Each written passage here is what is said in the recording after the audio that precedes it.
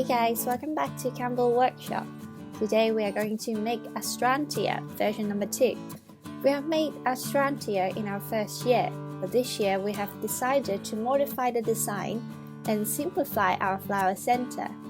And this flower is perfect as fillers in a bouquet. Before we start, don't forget to subscribe our channel for our latest tutorials. And if you like what we are doing, you can also join our not-so-secretive community on Patreon to get your monthly templates, link in the description.